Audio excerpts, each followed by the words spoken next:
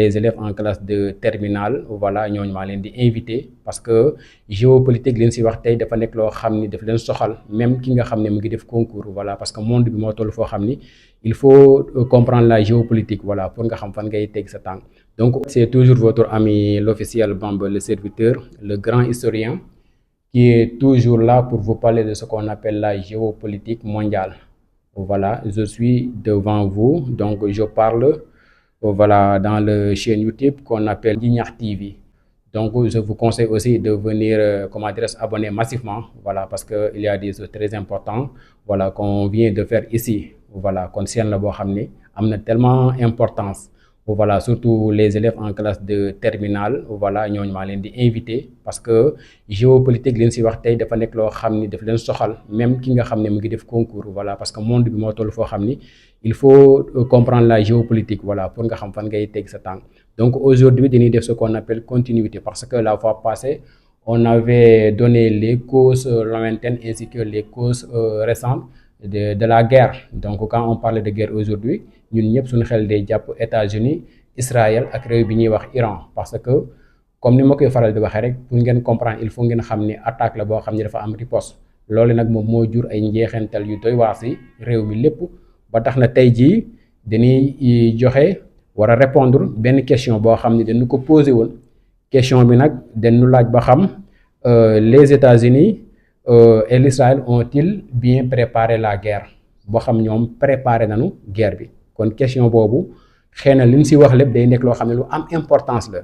parce que pour répondre à cette question démb rek maa ngi déglu benn analyste boo xam ne Jordanie la engin général de l'armée muy wax ni États-Unis ak Israël ñoom préparé wuñu bile guerre pour mu yàgg c'est-à-dire les États-Unis ne sont pas bien préparés à une guerre qui dure plus de 2 semaines ou bien 1 semaine. Pourquoi? Parce que leurs armes sont suffisantes maanaam amuñu matériel boo xam ne dina leen permettre guerre bi di gudd. Pourquoi? Parce que ñoom ils pensaient que Iran bu ñu ko attaqué rek moom xëy na première attaque bi rey nañu dirigeant bi nga xam ne moom moo nekkoon révolutionnaire bi ñu gën koo xam ci Ali Khomeini pour ñoom day arrêté mais l'Iran deful loolu moo tax ñoom actuellement dañu am surprise bu mag a mag te boo xoolee Iran kooku mën nañu wax ni il a bien préparé la guerre wala boog Iran moom mën na wax ni amul surprise.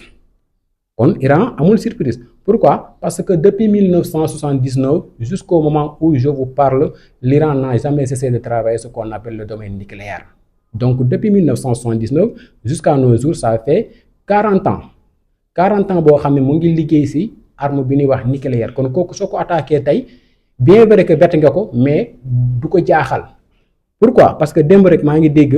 Iran di répondre États-Unis bi ñu koy wax ni ko bon xëy na instant bi li muy lancé ci ay missiles dafa bëri mu ni leen man li ma créé ci ay missiles mën na dem 5 ans wala 5 ans de plus yoo xam ne du ma am benn problème voilà kon booy xool actuellement États-Unis dafa am problème. Pourquoi? Parce que guerre bi dafa dépassé ñoom ñi nga xam ne ñoom ñoo ko séq dafa nekk guerre boo xam ne c'est au niveau de l'international. Pourquoi? Parce que bul fàtte ni Russie ak réew bi ñuy wax Chine ñoom ay superpuissants lañu. Superpuissant mooy réew boo xam ne dafa am doole moo xam économie la moo xam arme la te boo xoolee actuellement tey Russie ak Chine ñoom am na bët bu ñuy xoolee États-Unis. Pourquoi? Parce que bul fàtte ni biñ jógee ci guerre mondiale bi États-Unis moom moo taxaw comme superpuissant maanaam réew bi nga xam ne moom moo ëpp doole ci àdduna bi mais depuis boobu ak léegi nag dafa am changement. Pourquoi? Parce que dañ nekk ci monde boo xam ne révolutionnaire bi révolution bi day gën di yokku. ba tax na actuellement réew bi nga xam ne mooy Russie nga xam ne Poutine moo fa nekk ak réew bi nga xam ne moom mooy Chine ba ci Corée du Nord ñoom dañoo développé ci côté boobu te ñoom bu ñu gisee États-Unis échec rek ñoom atu lay nekk ci ñoom moo tax actuellement États-Unis am na problème bu rëy day bàyyee ñooñu xel mu ngi mel ni tey nga amoon benn mbër boo xam ni bon moom lañ jàppe comme le géant moo mën ñëpp kooku bu amee benn combat boo xam ne kooku xëy na peut-être doo dem demewul noonu nga gis kooku ñeme ko tellement kon kooku faiblesse lay nekk ci yow ba tax na tey jii Iran boobu travaillé na ci domaine boobu liggéey bu am solo parce que dafa former ay ingénieurs ñoo xam ne ci réewam la leen formé kon mën nañ wax ni Iran moom def na li ñuy wax embargo boo ko déggee Pape mooy koo xam ni dafa toog jëflantewul ak kenn te moo ngi lekk moo ngi dund moo ngi naan amul benn problème kon Iran dafa def embargo depuis 1979 donc ça fait 40 ans de plus kon ki nga xam ne toog na 40 ans de plus di liggéeyal boppam di defal boppam lépp kon kooku guerre du 5 ans du ko jaaxal. kon pour répondre question bi nga xam ne dañuy laaj boo xam préparé nañ ko wala préparé wuñ ko États-Unis da doon jéem a xupp réew bi ñuy wax Iran mais génnewu si noonu parce que fan yëpp ñu ngi woote ay négociations pour jéem a andi jàmm jéem a doxalaat ce qu'on appelle la diplomatie mais Iran dafa riposter kon boo xoolee question boobu nga xam ne moom laa tontu dama siy jaare andi si ay conséquences. Pourquoi? Parce que guerre bi dafa nekk loo xam ne dafa lëmbee adduna bi lépp bu leen Sénégalais la je ne suis pas concerné parce que géopolitique lañ wax xew-xew boo xam ne adduna lépp la concerné kon guerre boobu nga xam ne déclenché na tey par exemple day am ay ce qu'on appelle des conséquences. Pourquoi? Parce que boo xoolee Iran dafa am technique maanaam technique de guerre par exemple tey Iran day lancer ay 100 missiles moment bi mu lancer 100 missiles wala 100 drones États-Unis moom day lancer 50 su ko defee li États-Unis def du am benn effet vous avez compris kon foofu noonu Iran force lay nekk ci moom te bul fàtte ni tamit missile bu ne day daw plus de 2000 kilomètres maanaam benn missile day daw plus de 2000 kilomètres kon boo xoolee kon tous les pays du Golfe sont en danger donc bu ñu waxee les pays du Golfe mooy pays yi nga xam ne ay alliés lañu maanaam États-Unis lañ faral. États-Unis dafa am ay bases militaires yoo xam ne da ko yóbbu si yooyu pays comme Qatar wala yeneen pays su ko defee Iran moom du attaquer États-Unis di attaquer les alliés léegi bu attaquer allié boobu noonu démb sax maa ngi gis yeneen pays comme ay Qatar di commencer def ay revendications naan Iran daf leen di sànni ay bomb Iran ni leen man sànniwuma ay bomb pour éliminer leen parce que boo xoolee boobu ba léegi Iran sànniwul bomb si les marchés wala les écoles les places publiques. moom day cibler ay bases yi nga xam ne États-Unis moom moo ko moom kon par exemple man su ma doon xeex ak yow tey wala may xeex ak keneen ma ñëw sa kër di xeex ak keneen koo xam ne si côté kër la nekk kon yow tu es en danger parce que lu sànni si sa kër lay nekk moo tax booy xool foofu problème moo ngi fi am entre États-Unis ak ay alliés. Pourquoi? Parce que ñoom ñoo si en danger dafa ñëw si réewu jàmbur dafa ay base buñ sànnee missiles yi foofu la jëm kon ñoom dañuy yàqule foofu. En plus réew yooyu dañuy fay soldats yi nga xam ne États-Unis ñoo leen andi foofu pour ñuy garder ce qu'on appelle leur sécurité boo xool loolu mu ngi nekk mu ngi ko tuddee woon OTAN organisation du traité de l'Atlantique Nord si guerre froide maanaam loolee mooy continuer ba léegi ñoom ñoo yor kaaraange réew bi nga xam ni falan implanté seen ay base vous avez compris kon ñoom ñoo ngi en danger kon foofu beneen problème moo ngi jóg foofu su fekkee da nga ñëw dans les pays occidentaux foofu tamit day am ay conséquences. Pourquoi? Parce que boo xoolee tey États-Unis bi nga xam ni si pays yooyu la bokk démb rek opposant bi damay fàtte tur bi bëgguma wax loo xam ni c'est pas sûr mu ngi koy attaqué ni ko guerre bi nekkul guerre boo xam ni dañ ko programmer mais guerre boo xam ni choix la personnel individuel yow yaa ko def kon c'est pas normal parce que boo xoolee tey li ñuy dégager si ay missiles ça coûte des milliards de dollars vous avez compris te ñoom ñoo ngi génnee di dépenser ci côté boobu kon loolu day nekk conséquence en même temps conséquence boobu day nekkaat avantage ci ñi nga xam ne ñoom ñooy nekk Iran parce que bul fàtte ni Iran moom dafa nekk professionnel ci wàllu arme actuellement ñoom dañuy lancer ay missiles par exemple bu ñu lancer missile bi am na lu ñuy wax dôme de fer moom mooy intercepter moom mooy rejeter missile yi ni lancer mais Iran dafa professionnel benn missile lay lancer. bu lancé missile boobu bu dalee day multiplier wu nekk 26 missiles su ko defee li ko doon rejeté moom benn bi lay rejeté su ko rejeté day multiplier wu mu nekk 25 missiles su ko defee dégâts matériels day bëri loolu day nekk conséquence si ñi nga xam ne moom mooy nekk les pays occidentaux en même temps les pays du Golfe wala les pays du Moyen-Orient ñi nga xam ne États-Unis lañu àndal su fekkee Afrique. foofu moom mën nañu wax ni moom mooy pays bi nga xam ne moom mooy gën a métti. Pourquoi? Parce que les pays africains vont souffrir de faim si la guerre dure pays africain bi day dund lu métti su fekkee guerre bi dafa durer. Pourquoi? Parce que les pays africains sont indépendants ay pays la yoo xam ni seen lépp bitim réew lay jóge te actuellement détroit bi ñuy wax détroit d'Ormuz actuellement dañ kaa fermé te détroit d'Ormuz boobu noonu. day def ay exportation yoo xam ne mu ngi commencé 30% jàpp 40% au niveau international wala ci golfe bi wala vers les pays occidentaux su ko defee foofu suñ ko tëjee rek yow mi nekk Afrique da ngay am problème parce que bul fàtte ni énergie fa lay jógee pétrole gaz ak lépp fa lay jóge su ko defee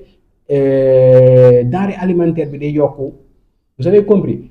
gasoil day yokku pétrole lépp day yokku parce que tëj nañ foofu en plus espace aérien bi tamit tëj nañ ko kon conséquences yi day law lëmbee adduna bi lépp parce que doo dem doo dikk kon mën nañ wax ni guerre la boo xam ni ça touche le monde en miniature maanaam adduna bi lépp lay touché ba tax na actuellement ñëpp dañu nekk ci tiitaange loolu la ñuy wax maanaam l'équilibre de la terreur boo xoolee mu ngi ci woon ci guerre froide équilibre de la terreur boo ko déggee rek mooy ñaari nit ñoo jàkkaarloo mais kenn ku ne am nga loo xam ne tey boo ko defoon tey adduna bi mën na ci jaaree ñu déclenché li ñuy wax troisième guerre mondiale mais ñaanuñu ko mais nag deuxième guerre mondiale xëy na comme ni la commencé woon parce que lépp loo gis rek day am les éléments moteurs boo ko déggee mooy ñaar ñi ko seq dañuy am ay alliés parce que ñaari mbër bu ñu bëree il faut kenn ku ne am say supporters léegi supporters yooyu ñooy dem bay xeex ci seen biir vous avez compris kon loolu day nekk ay conséquences yoo xam ni kenn xamul fu mu mën a yem